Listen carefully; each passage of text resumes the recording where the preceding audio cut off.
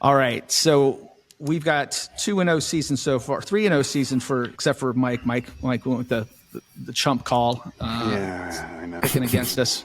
I know. I'm sorry. Then Next. it is Kansas, who is a possible top 25 team perennially. The Jalen Daniels is back. They're 22 right now in the AP, I believe. I think West Virginia wins this game. It's a little bit of revenge for a couple years ago when West Virginia lost to Kansas at night at home after losing the backyard brawl, and then the season kind of totally went off the rails. That is not going to be an easy game, though. And guys, as you can see from the schedule, if you have it up, forget the out of conference. This is the most important stretch of the schedule. Yeah. This is a gauntlet, and based on the new playoff rules, even if they lose to Pitt and Penn State or one or the other or whatever, if you win the Big 12, you're in the playoffs. So these games are I know everyone hates Pitt, but this is more important than even the Pitt game.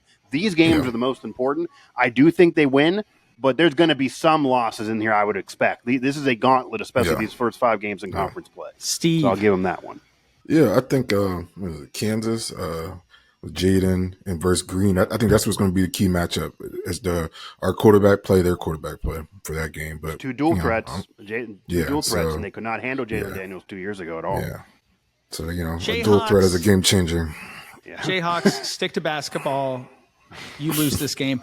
But I will say this will be I do predict a close game, and I have a bit of. I will say I'm a little worried about. If it wasn't at home, I would be more worried about it. But I think we take it at home. Again, there's no guarantee there, but I do think that should be favored the Mountaineers, but because it is at home, but we'll see otherwise. Well, after we beat Penn State, we'll be top 25. We'll be favored in every game. Come on. You beat Penn State, West Virginia's going to be definitely ranked because they're so close now.